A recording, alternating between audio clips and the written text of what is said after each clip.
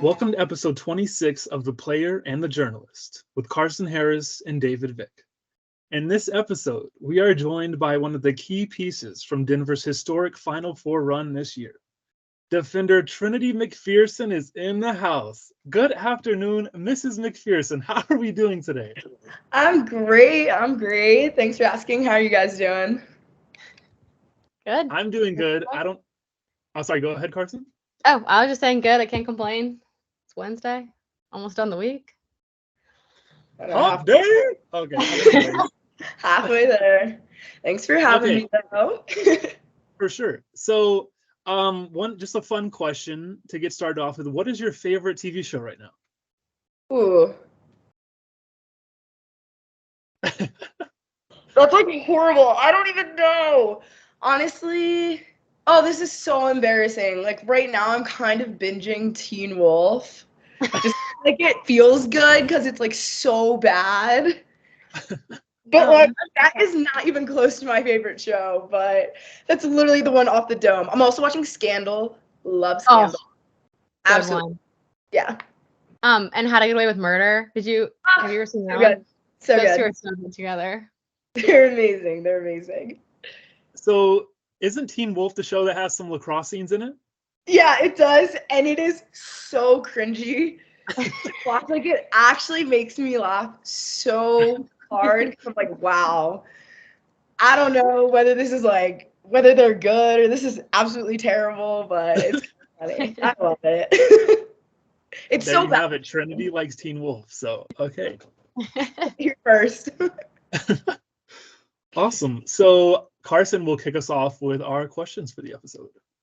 Yeah, so I kind of want you to just give a rundown for everybody about everything Trinity pre-college lacrosse. Like I feel like you had a pretty interesting lead up to playing college lacrosse. And I think you spent the last 2 years of high school playing in the Philippines. Were you playing lacrosse in the Philippines or just existing in the Philippines? Just existing, honestly. Okay. So just give us a synopsis of everything pre-college lacrosse for you. Yeah, totally. So I mean, my family, like for the most part, I was raised like in a small town just outside of Baltimore, Maryland, in a small town, Catonsville. And growing up, we didn't really know what lacrosse was, even though we were in like the hotbed of it. So I grew up playing soccer, playing basketball, running track, all of that. And then one day, like one of the girls on my soccer team, her dad was like, "Oh my gosh, you guys should check out lacrosse." And we're like, "I don't even know what that is, but okay." And so we kind of got involved that way and just like fell in love with the sport pretty early on. I think it's a sport where I feel like you don't have to be as specialized in it to be good or to enjoy it right away. I think a lot of the things that my sisters and I had pretty naturally, just like some of our speed and athleticism from like our other sports, played really well into lacrosse. And so it was something that was like actually pretty easy to pick up and was just super fun. But yeah, so I just kind of grew up playing on a club team, Skywalkers. That was a great time. And by the time I got to like my junior year in high school, my family moved overseas and started living in the Philippines. There was no lacrosse there. And actually there was like a university team that was just beginning a girls team. And so they actually all played with like boys sticks and were coached by like men's lacrosse players. And so they were going by like boys rules and had like boys sticks and stuff. And when we kind of found out about them, we like started to bring some of the elements of the girls game over to them. And we kind of just like join their practices, coach a little bit. But it was like a really cool experience being like, wow, we are on the opposite side of the world. And like, this is not like a major sport anywhere really outside of the US and like Canada and a little bit in Australia. So it was really wild. And honestly, one of the amazing things about Hopkins, which is where I ended up doing my undergrad and where my younger sister went as well, was Janine Tucker was like, you know what? Like, you're fine. Just keep a stick in your hand, like play other sports, do whatever. Like, we would still come back for the summer, so we would still play with our club teams over the summer, but those 2 years were really just spent playing basketball, playing soccer, running track. And I think so much of that was like really helpful in growing my love for the game because it actually was a really nice break. Like I never felt that sense of just getting tired of it or burnt out. It was always really exciting to go home and getting to play again, and building skills, doing other sports was awesome. So yeah, it was kind of a really roundabout, weird way to come back to the sport. Everyone was like, "Are you gonna be good?" I was like, "I don't know." Like, We'll find out. I don't know. We'll find out. Like, we're just gonna have fun. Me and my sister literally would just find patches of grass and like giant walls and play wall ball and play against each other. And that was kind of how we kept up our skills for 2 years. So it's really fun. Well, first, I think it's really cool that when that part of the Philippines just all of a sudden is amazing at lacrosse, we know that it was you and your sister that helped grow the game over there, which probably was a cool opportunity. It was really cool. Yeah. And second, no wonder you're such a good defender. It all makes sense now that you played basketball for so long, because I feel like that probably helped you so much with defense. All coaches are always like, basketball, play basketball, defense is the same. I know. It's so funny. Like, whenever I'm with the girls, like little kids that I train or just girls that are getting into the sport, I'm like, as long as you play basketball and you keep playing basketball, you're going to be fine. Like, it is so similar. So I was never worried about it. I always felt like, I'm keeping up my lacrosse skills by doing something else. So Yeah, it was good. that is really cool. Well, thank you for that. I thought that it would be good to have a little background of you before we launched into everything that made you a college lacrosse player. I'm curious, were there any other schools that you were looking at that were okay with you not playing for 2 years? Or was Hopkins the only one? Also, like, the way I got to Hopkins was also a very roundabout way. My dad ran track at West Point, and so from a pretty early age, I was very interested in going to a military academy. I initially committed to West Point when I was like a freshman in high school. Yeah, like end of freshman year of high school. And so, Karson was the coach at the time, and she was really one that was like, you're good, like, have fun out there. Like, that was also a big aspect of going to a military academy, was like having overseas experience and just kind of being okay with having a very unconventional lacrosse journey. So they were totally fine with that. And since I was recruited there so early, it's so weird now having the like September 1st deadline where kids are like actually much older making their decisions. But at the time, yeah, I really wanted to go to West Point, and I think going overseas was what really changed my mind about that. I think it was being so far away from home and knowing that my family was going to be moving overseas again when I first went to college, and just having like a lot of nerves surrounding just like being in such a structured environment and not having access to my family. So that's kind of how I ended up pivoting away from West Point in my senior year of high school, was after I was spending like 2 years overseas. And I was like, wait a minute, I actually don't think I can be this far from my family and not be able to have the flexibility to leave as often as I want. So, but yeah, so my recruiting experience was like very weird. I feel like I wasn't really talking to a lot of schools. It was kind of West Point from the get-go, and then at the last second kind of being like, oh, actually, like, I really need to change, what my college experience is going to look like. Switching to your senior year too is like a crazy, especially like now it's probably easier, but with our age, switching your senior year is insane. Like, all girls were done by the end of your sophomore year. If you weren't done, like, you weren't going to fun, which is crazy. It was terrifying. I didn't know if I would get to play college lacrosse, honestly. Yeah. Because I was like, wow, I'm so late in the game. And I was in the Philippines, so I didn't have like a high school season to be like, hey, last second, can these coaches come watch me? Like, I sent Tucker. And at the time, like, we didn't have like sports recruits. We didn't have a lot of film on ourselves. also like my grandma's. done years ago. So I actually sent her my track times and like one clip that was like randomly on YouTube from like my sophomore year when I was still playing lacrosse in the States.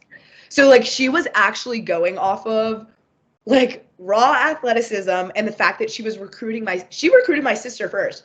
My younger sister actually committed to Hopkins before I did, which everyone's always like, oh my gosh, your sister followed you. And I'm like, I actually followed her there, but like ended up there first. So Wow. just all over the place. Yeah, I actually sent her track times and she was like, you know what? You're an athlete. Like, let's take a chance. I probably have seen you from earlier. We love your sister. We love your family. Like, let's give it a shot. And it ended up being literally the best thing that ever happened. So pretty crazy, but Yeah, get a stick in her hand. She'll be fine. yeah. Okay. That's She'll figure it pretty out. wild stuff, right? You went from that to playing in the Final Four, so that's pretty insane. So how was the transition coming back for college? And you haven't played, but you played over the summers, you said, but you barely played lacrosse compared to everyone you were coming in with. They had been playing the whole time. What was that transition like? Your first fall and your first year at Hopkins? It was like honestly, I was very intimidated. I feel like lacrosse is such a small community. I feel like everyone really knows everyone. All the recruits know each other. Everyone knows like who's at the top of their class, that kind of stuff. I did not know any of that stuff going in because like I wasn't involved in like Under Armour 150 or any of the things that kind of get you acclimated with who's who in the lacrosse world. So I felt like I was just showing up like a complete blank slate. I was like, I really don't know anything outside of the girls that were on my Skywalker's team. Outside of that, I don't even know who's good here. And I remember being super intimidated. And because I switched so last second, like I never met the girls in my class. I didn't know the rest of the teams. I was like studying the roster before I even got there because I was like, oh my gosh, I basically have to learn like 37 names. And I would be in practice and I was like, oh my God, I don't even know what to call these girls. I was like really intimidated at first, but I think like everything really works out the way it's supposed to because I think going in under Janine Tucker was like exactly what I needed to get my feet under me and to feel like confident enough to just like be in that environment. But really, I just went in and I remember talking to CT and to Tara, who's my defensive coach, and just being like, yeah, like I'm kind of nervous, you know, haven't really played in a little while. Like, what's gonna happen? And they were like, you know what? Just go out there and do what you do best. Like, if you're fast, just be fast. Like, fall back on like what you're good at and what you know, and everything else will work out. And I think that's literally a piece of advice that I have carried through with me up until like coming into Denver, because I took a year off before I got here and I was like, all right, am I going to be like, am I still good? Like, am I still going to know how to catch and throw? And it was like, you know what? There are things you can always fall back on. And it was really comforting for me to always be like, you know what? I have my speed. I have like field IQ, all that stuff. That stuff doesn't go away. You'll be able to pick up your stick and get right back into it. So it was a weird transition, though, for sure. Hey, at least you had Sam Thacker to play alongside of in the whole Denver defense, you know, so that was nice. Exactly. I was like, okay, I'll be fine. They've got me. I can only imagine that first day of practice. You probably felt like you were at camp. Like, you know, when you go to a camp and you look around, you'd be like, I don't know anybody here. Let's see if I can play lacrosse. Like, Exactly. That's actually how it felt. So now whenever I work camps, I'm always like, oh, I know how stressful it is to like be here and get to know everyone, but like you'll make it work. We all do.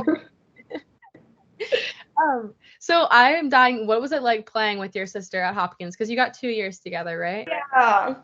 That's such a cool Heart experience. emoji face.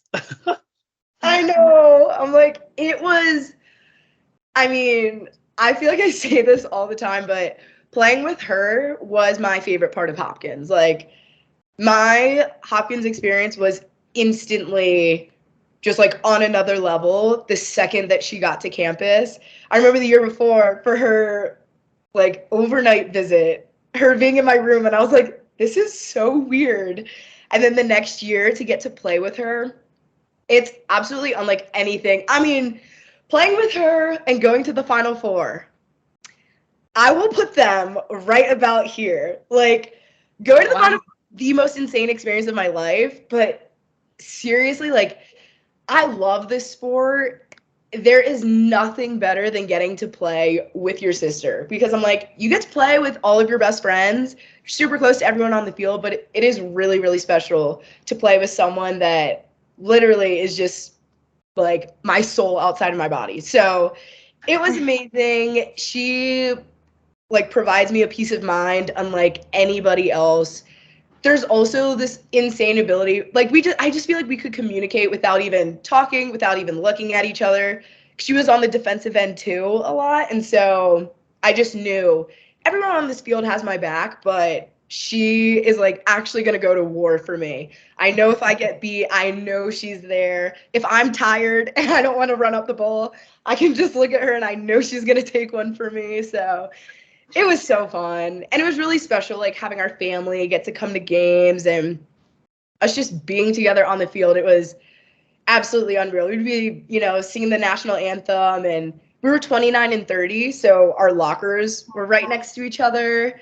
Starting lineups, we'd get called, we would stand next to each other, and I was like, this is literally a dream come true. You can only hope that one day you're playing the sport that you love at the highest level, but like literally with my favorite person in the world. So it was insane. I cannot speak enough about it. I loved it. That's cool. Also, now knowing that you guys like carried each other through those 2 years in the Philippines, also like the amount of hours that you guys probably spent training, like just the two of you, that like gives me goosebumps to picture that. And then like now on the Hopkins field, that's so cute. I love that. And she was really the one that gave me the go ahead, I guess, to even go to Hopkins. Like, she was recruited first, and so CT was really, I think she was amazing in that too. Even in just like, she went to my sister first and was like, hey, like, we recruited you first, do you want your sister here? Like, in a way, it was very much up to her. Like, if she was like, nope, I want this to kind of be my space and be my thing, then we were all totally on board with that, gonna respect that. And she was like, are you kidding me? There's nothing I want more. So she was like, go for it, Trin, like, lay down the groundwork, I'll see you in 2 years. And I was like, awesome. So it was really special. I love that. That's so cute. So 2 things from that. One, to the parents of Trinity McPherson, you are not her favorite person in the world, either of you. Her sister is. That's what was just revealed. And then second of all, were there ever any practices? Obviously, it sounds like you and your sister have a great relationship, but were there ever any practices where y'all were annoyed with each other and then just like look at each other and like, oh, I hate this woman right now? Was there ever any of that between the McPherson sisters at Johns Hopkins? So the truth is, the worst of it, we got out of the way while we were in the Philippines. I won't lie. We tussled a little bit in the Philippines. I think it was, part of dealing with the stress of being so far from home and kind of being on our own and like needing to rely on each other so much out there. I think we really would butt heads, but that time gave us the space to like figure out not just how to be siblings, but like how to be teammates and like leave some of that stuff at home, leave it off the field. Because I think, honestly, by the time we got to Hopkins, we didn't really have too many, if any, real blow-ups on the field. Like, if we had an issue off the field, it maybe happened once or twice, but I think we just like needed each other so much when you're going through college. I think the biggest thing was probably me getting frustrated at her being a little baby freshman and like not being perfectly on time to something. Because I'd be like, you're gonna blame me. Like, everyone's gonna ask me where you are. I'm not your keeper. But like, once we kind of worked through that, we were good to go. Hey, that's good to know. Very good to know. Okay, yeah. So you mentioned earlier that you took a year off, and I am very curious about that. So let's see, I wrote it down. So you were a public relations account manager, correct? Yes. Okay, so why did you decide to take a year off, and then why did you decide to come back? Oh wow. Yeah, that's a great question. I think, well, I would say the main thing was after my junior year, I don't know, I throughout college I had several like pretty big things happen where my mental health just took like a very serious toll. And so I think by the time I was transitioning from like junior to senior year, a lot of that was just, I just need to get to graduation. Like, I'm trying to finish on a high note. I'm really just trying to get through this and make the best of this situation. But by the time graduation hit, I was like, I can't even really think about trying to do this again, trying to go back to school. All I really needed at that point was to be home, to finally like rest, take some time to myself, go to therapy, like just have a second to deal with like things that had happened over the 4 years that I was there. And so a lot of it was just like, hey, I'm not in the headspace to play lacrosse right now. It was going to feel like a job. It was not going to be fun. I wasn't myself anymore. And so I think like my coaches, my parents, my family, myself, it was just like, this just isn't the time. And so, I was going to be home. I ended up working. That was a really cool experience to be like a normal person in the real world and kind of figure out like, who am I outside of athletics? I've been a lacrosse player. I've been defined by this sport for the past, 14 years at that point. And I will tell you, it hits pretty, Karson, I'm sure you can understand this. When it's over, you're like, who am I? Oh, Like, yeah. introduce yourself as, hi, I'm Trinity. I go to Johns Hopkins and I play lacrosse there. You're like, okay, I'm Trinity. I graduated from Hopkins. Like, this I is used what to I'm play doing lacrosse. now. Exactly. I played lacrosse in college. Yeah, That's all. I played lacrosse in college. You're like, oh my gosh. So I think it was really cool getting to just have time to myself, figure myself out. And then by the time, a couple months had gone by, I was at the same time that I was working as a PR representative for this cybersecurity company, I was also working with AmeriCorps and I was working with Harlem Lacrosse. And so I was still around the lacrosse world and going to my sister's games. And, once you have time off, you're like, oh, I have the itch. Like, I miss it. And it just got to a point where I was like, okay, I'm in a space now where like, I know what I want to do in my future.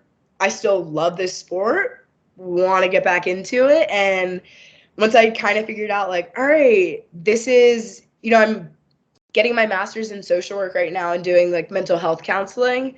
And once I found programs where I was like, oh, there are some lacrosse teams out there. Like, this is pretty sick. Where can I go? Where can I still play? It kind of just all fell into place very quickly. But a big part of it was just kind of getting back to myself and feeling like myself again. And then I was like, oh, I find so much joy in this sport. If I have a chance to play again, I absolutely want to use it. So that was kind of how I got there. So, oh, sorry, go ahead, Karson. Oh, I was just gonna say you just can't take like the straight path for anything, can you? No, Just no easy way. Nope. So, in the year that you decided to come back, there was a coaching change at Johns Hopkins. At first, were you planning to return to Johns Hopkins, or were you looking elsewhere? No, I was always looking elsewhere. One, because I knew I wanted to do I knew I wanted to do something in mental health and wanted to do something in counseling, and Hopkins just didn't have my program. And so that was part of it. And then the other half of it was just, oh, you kind of figure out who you are and you're like, I'm ready to start over. Like, I didn't necessarily want to go back to the same place where people kind of know you before and they know you when you're going through things. And that is a beautiful thing to witness, but it is also so amazing to be like, hey, I went through a lot there and I grew so much as a person, but I was also like, I think I'm ready to go somewhere else. I think also a big part of it for me is like, I love the outdoors. So Colorado was just like, it's just really healing to be in nature, kind of get to do things that, I don't know, I just feel very stuck sometimes inside of cities when you can't like get away from them and then get out. So I knew I wanted to move out west or to Colorado, and once Denver was an option, I was like, oh, I was kind of sold after that. I was like, it doesn't even matter. It doesn't even matter. Nice. Well, hey, unfortunately, we don't have any Division I lacrosse teams in Utah, which is where I currently reside. No offense, but I've heard Utah is better than Colorado, even though they're essentially the same place. That's horrible. But I will say, as soon as I drove out here, my best friend and I went to Utah maybe like one day after I had moved in. So we like got here and immediately went and explored Utah and then came back. And it was amazing. It was absolutely amazing. So it is pretty nice out here. Karson, you're gonna have to come out and visit the West Coast at well, not California. Who cares about California? But you know, Utah, Colorado. So Trinity, have you been to any of the national parks? I have. I've been to like in Utah or here. In Utah, I went to, where was I? I was in Arches and somewhere else. And then out here, I've been to like Rocky Mountain National Park. Also, it just feels like everywhere is a national park. Like you kind of go to Vail or you go anywhere else and they're like, yeah, national park. I'm like, all right, awesome. Like, whatever. For sure. I mean, if you look at a map of Colorado, it's kind of funny because the whole state is condensed into this one area, and then it's just like land out on everywhere else. So pretty much everywhere you go is a national park. So anyways, I was just curious about that because, you know, Denver, Utah, so. Yeah, I love them both. Love them both. I love it out here. Can't lie. Awesome. I will say this, and I'm not going to give you a chance to respond before I go to my next question because I do not want you to judge me, but I have been here for a year and a half now, and I have not been on a single hike. So, okay. No response, Trinity. No response is allowed. We are moving along. No response. All right. Hence the paleness, probably. Okay, Karson. Okay. I did get a nasty little sunburn. You can't really see it. It's kind of fading. I was out in the sun in Park City for 2 hours over the weekend. My knees got sunburnt. My arms got sunburnt, and so did my neck. And I was like, 2 hours, literally, only 2 hours. So that's why you're not allowed outside. Okay, Karson, you don't have much more of a tan going on than me. Okay. All right. I might be Patsy number one, but you're not so far behind. Okay, anyways, staying on track here. Okay. Question number 5.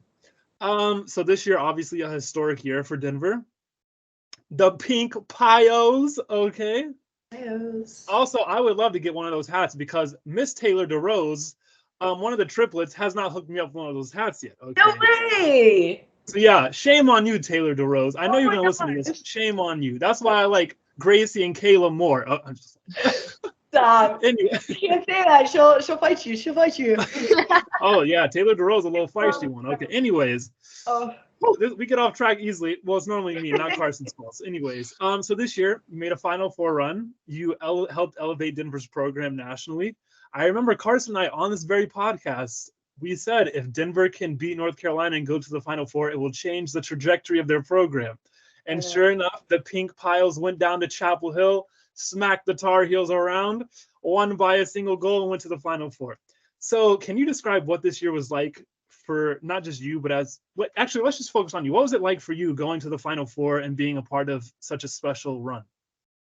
I mean, what can I say? I feel like every kid that picks up a lacrosse stick when they're young and is interested in the sport, you can only imagine and like wish that one day you will end up playing on that stage. Like I remember going to, Final Fours and national championships between Northwestern and Maryland and UNC. Like it was just so insane watching that growing up and being like, wow, these girls are literally the best of the best. And then one day you pull up on the bus and you see your name there and you're like, oh my gosh, where are those girls? Like That's crazy.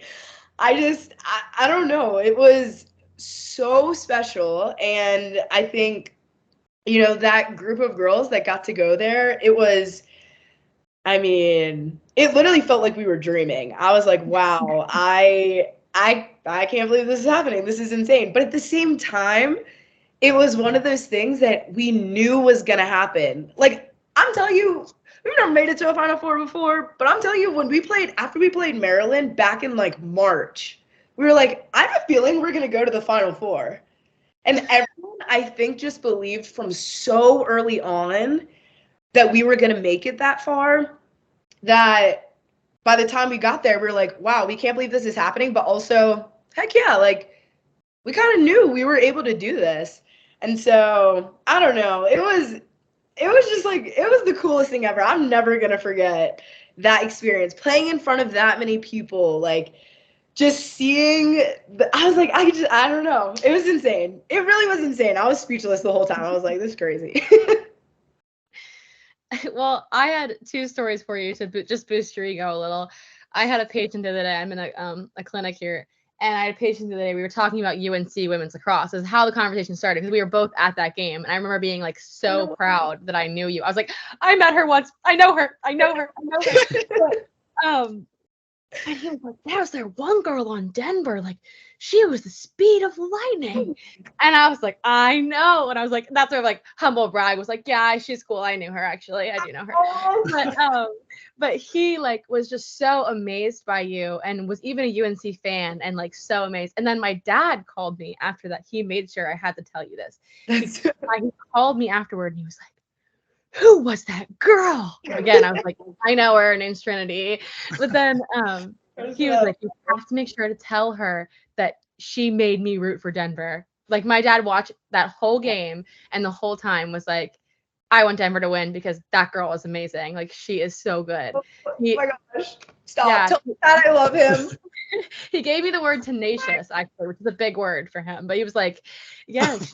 So anyway, I just wanted you to know that game, like, was, I think you were a standout in that game, for a lot of people who don't even watch lacrosse, like no lacrosse, or UNC fans. Like, I think that you were such a standout in that game that a lot of people, you made me look really cool, because I got to humble brag that I knew you. So I appreciate that. Thank you for being so good. Oh, thank you. Oh my gosh, that is so sweet. I'm like, oh my gosh. That was a wild game. I think it's so funny too, because our first game of the season, when we played Louisville, we only won 5-4. And I remember at the end of that game, everyone, not just on our team, but, everyone in the lacrosse world was kind of like, how good are you going to be if you can only win 5-4? And I'm like, well, you know what? Apparently, it is good enough to win you an Elite 8 and send you to the Final Four. So, like, I could not believe, I couldn't believe it was 5-4, but, Yeah. So I kind of laughed when you mentioned Louisville, because I'm not sure if you saw this clip, but we posted a clip after the season opening games. I'm not sure if Karson knows where I'm going with this.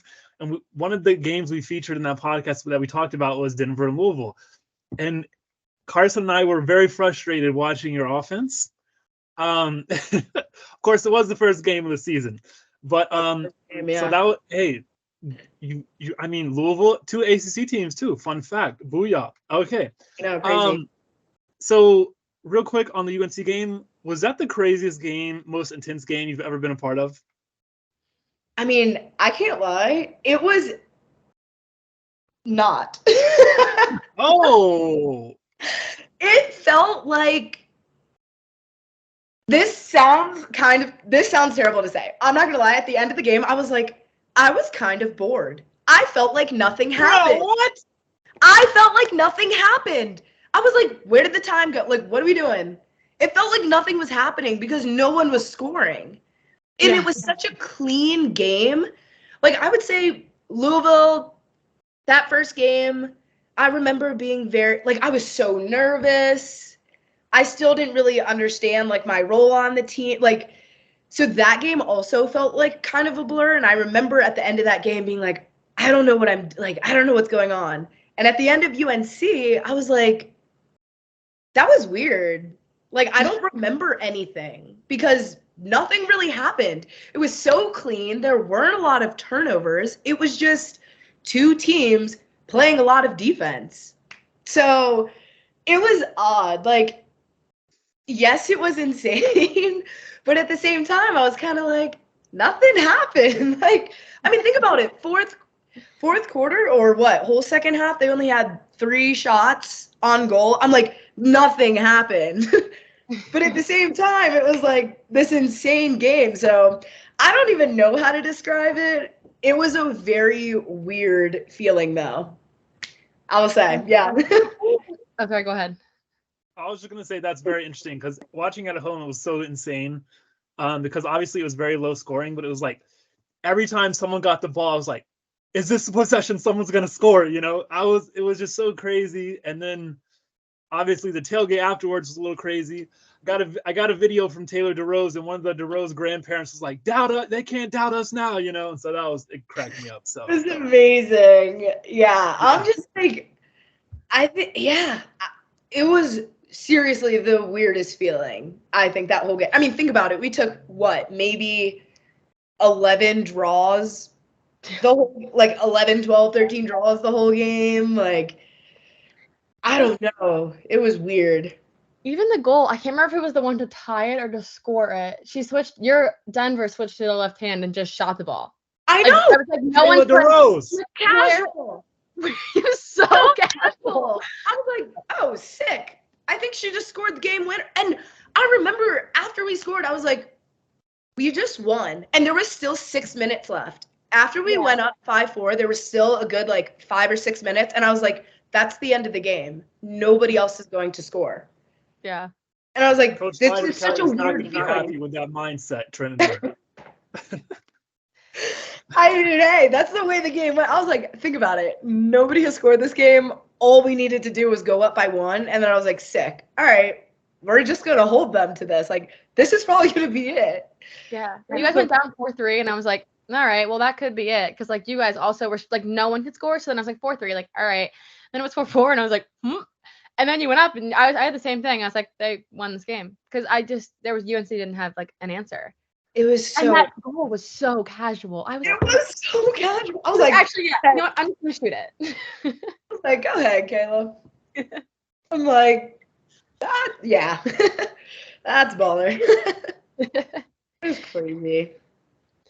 Okay, so kind of building off of that, I think like Denver's always had an incredible defense. I remember we played them my senior 5th year, I think, and it was Mollywopped. a we didn't get mollywopped, excuse me. I think it was 10-4, but it was 10-4, and I remember thinking I literally have no idea how. Like was a 5th year at that point and had absolutely no answers on how to score on your defense. Like I had nothing. I had literally nothing. And so I think you guys have always had that. But what made this year so special? You know what I mean? Trinity McPherson. Right. Besides you, of course. No, I don't. I'm telling you, Hot Pink is a freaking animal. Like, I mean, seriously, I came in and I was like, I don't know if I can do it. Like, I don't know what is going on. I was like, Liza Kelly, what is happening here? Like, the whole fall and through winter, I was like, I don't understand this defense. Like, it is I was like, this is fundamentally wrong. You're telling me to do things that I was taught not to do since the time I picked up a stick. So I was like, I don't know what's going on. Like, yes, attackers can't figure it out because the defenders barely know I was like, I don't know what's going on here. So I don't know. But once you buy in, I think that's what's so special about it is Liza knows it's insane, and we all know it's insane. And so everybody just buys in so hard that it works. You're like, I don't even know how it's working, but it does. And I just think the girls that were, especially that senior class, is just, they're so incredible and such a special group of people. And I think such strong leaders that really, they were the backbone of this team, of this defense from all over the field. And I think, when you have a Sam Thacker in the middle who's just like, I have all the confidence in the world, and she is like, I will will us to win any game. You got Gracie, like everybody on it within that defensive unit is just like, well, I'm not gonna lose. You're not gonna lose. You're not gonna let us lose. And we're like, all right. So I don't know. It's just something crazy. It's something about being from out west. You're not from the hotbeds. Like, we're all out here together. We're all super far from home. You're just bonded, and you're just like, let's rock. Liza Kelly's got a crazy thing going on, and we're all hopping on the crazy train, so let's do it. Well, it must be crazy because no one else has ever tried to copy it. And it's clearly effective, so no one's even tried. I know. I'm like, oh gosh. Yeah. It's crazy. When Liza Kelly shows up on the sideline with her Converse on, it's about to be a bad day for the opposing team, okay? Oh, yeah. Oh, yeah. Don't want to see Liza Kelly pull up and, she's got some good game day fits. She's got some good game day shoes. All of them. It's pretty insane. I'll have to look out for that next season, okay? Yeah, you should. So what have you been up to since the season ended? Obviously, before the show, we talked about you were doing some camps, but it sounds like you're still out in Denver. So are you still pursuing your master's, or what all is going on in the life of Trinity McPherson post Final Four? Yeah, I mean, post Final Four, Trinity is preparing for another Final Four. I have one more year of eligibility, so I am going back next year. What? That is some breaking news, people. Oh my goodness gracious. Yeah, so if you haven't heard it yet, I've given little teasers. I didn't even know until this is going on the Lacrosse Extras Instagram right now. Well, not right now, but soon. Yep, you heard it here. I am coming back. So I've just been out here, working, playing lacrosse, staying in shape, training, having fun, hiking, which you need to go and do. But yeah, I'm just like enjoying my Colorado life and then getting ready to do it all again next season. So I'm excited. Yeah, I have a 2-year master's program, so I was always going to be out here for another year anyway. And the NCAA graciously granted me my year of eligibility from like a medical redshirt year that I had taken my sophomore year when I had taken off for a lot of those mental health issues that I was dealing with then.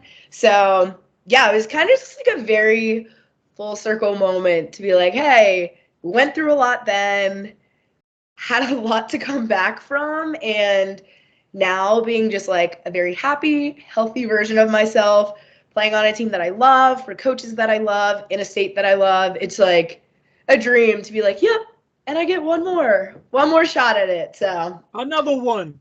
Run it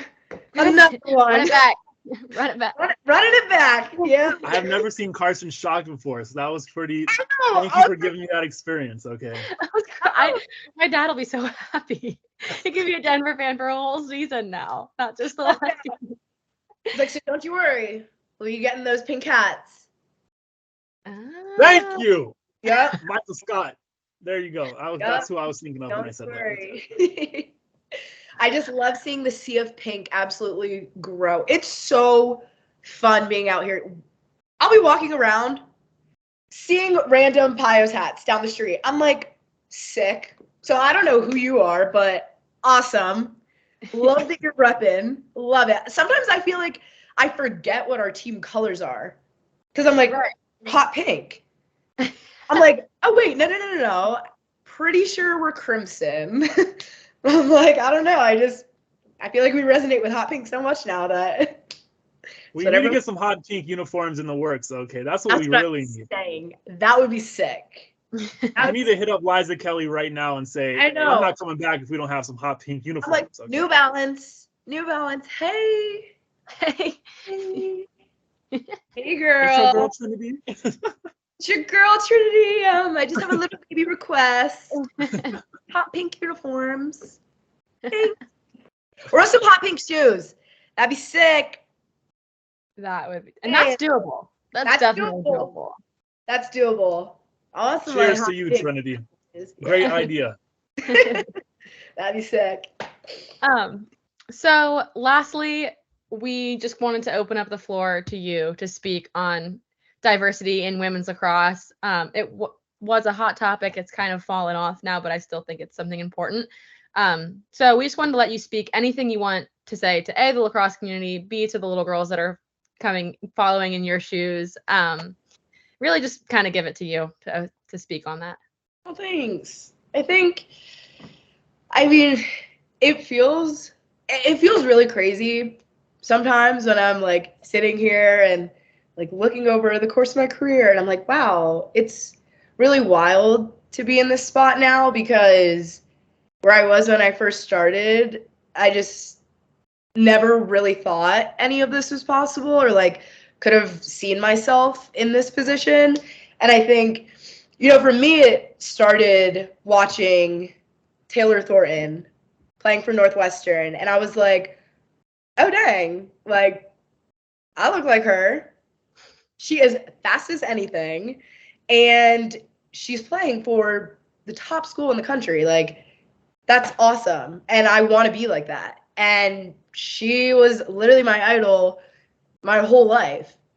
And I think, growing up and being on club teams and playing in Maryland and whatever, for most of my life, like, I was the only Black lacrosse player on my team, and just didn't really see a lot of girls that looked like me.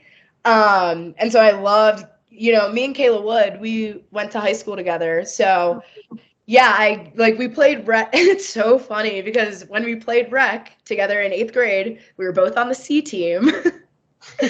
And everyone was like, like whatever. And it's just funny to see like how amazing she's doing now too. And it's like awesome that, we always knew that we were capable of things, and like I always knew she was going to be fantastic, but it's so hard when you look around and you don't see people that look like you playing your sport. It's just kind of a odd position to be in. And so I think as the years have gone on, it's been really amazing to see, other Black athletes and other lacrosse players that are, in different nationalities and from different places, from different countries. It's so cool. I'm like, lacrosse is growing, and I think the diversity brings an added layer to the game that I think is going to change the game in a lot of ways, especially in the coming years and in the future. I think there's so much just raw athleticism and grit, and like, it is one of the coolest lacrosse games I ever watched was watching like Howard play, and like watching two HBCUs play against each other. We took our Harlem lacrosse girls to see them play, and oh my gosh, like I don't even think I'm gonna get teary-eyed right now. Like, I am kind of feeling it right now, but like I'm so serious. Having my girls watch that game was, if anything, like the thing that shored up the fact that I was going back to play again. Watching two teams of like mostly Black athletes playing this sport, it honestly looked like a different version of lacrosse. It was insane. It was so athletic and raw and fast-paced, and you can tell there was just something different to it because so many of those girls didn't grow up playing it from the time they were like 3 or 4 years old. And so it looked different, and having my girls sit there and be like, that looks like me, and like, that's you, and like being able to pick out players on the field that they resonated with was something that was so incredible and so special, and something that I was like, this is what our sport is missing. This is what the next phase of lacrosse needs to look like. I think the first phase of lacrosse was getting out of the like very classic Northwestern, Maryland, UNC being the only teams that make the Final Four, having the BCs, having JMU, now having Denver, like having that kind of diversify was like amazing. And now I think it's really going to come from like having really diverse programs and having really diverse athletes is going to add a new layer to this sport that's going to take it to a much, much, much bigger stage. So I'm excited for that. I'm excited to be a part of that. I'm excited for all the little girls coming after that are going to be a part of it. And I think it's really on coaches that see the potential and girls that don't necessarily come from very traditional lacrosse backgrounds, and knowing that, hey, you can turn some of these athletes into your top lacrosse players. They can do amazing things for your program. You need to believe in them, and they need to believe in themselves, and they need to see girls that look like them playing at the highest level. So I think it's awesome. I'm really excited. I'm excited for where the sport is going, and I definitely hope it continues. So, but yeah, thanks for opening that up for me to share a little bit about. I think it's just like, it literally gives me goosebumps. I love it. So. Well, you gave me goosebumps too. I think that was inspiring. I'm glad we did. So thank you very much for that. It was very, So you very mentioned informative Kayla for me. Wood, who I absolutely love. She's amazing. And then you also mentioned Howard. I think it was Howard in Delaware State this past season that played at North Carolina. Yeah. And I thought that was really cool for North Carolina to host them. And then just watching them play, because obviously as we cover as much lacrosse as we can, and Karson and I watch a ton of lacrosse, but we tend to focus on the teams who are like having an impact on the postseason, that kind of thing. And so watching them play and then seeing them play at UNC's amazing facility, it made the game feel bigger than just a regular season game. Yeah. And so I thought that game, like, I was very interested in that game. I very much enjoyed that game, and I hope I hope it becomes a tradition. I hope UNC continues to host them, or even like Maryland or Boston College. I think it would be cool to see that continue to happen. And I think it'd be really cool too, because I mean, if you're there, I mean, I'm sure you were there. It is like, it's really cool to see. It really is. And I think when it's hosted at places like UNC, if it's hosted out of Maryland, those are games that should be televised and should be broadcasted and should be reported on. Like, people need to be able to see that.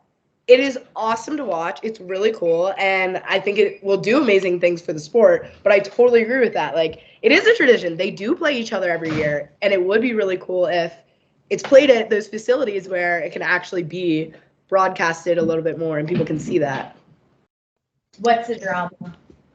My roommate just walked in. She said, "What's the drama?" You're good. We're talking lacrosse extras right now. This is just our amazing draw taker. I was gonna ask you about her. Actually, you almost came out of my mouth. Don't lie, Karson. Don't lie. You I'm missed your not. I'm opportunity. really Okay. not. We got our butt kicked by her also, and I vividly remember getting our butt kicked. Wait, That's what so are you funny. playing for? I played for Drexel. Person, yeah. Last year we played you guys, and I was actually gonna ask you about you because I remember vividly getting my butt kicked by you specifically. So I was actually gonna Yeah. ask.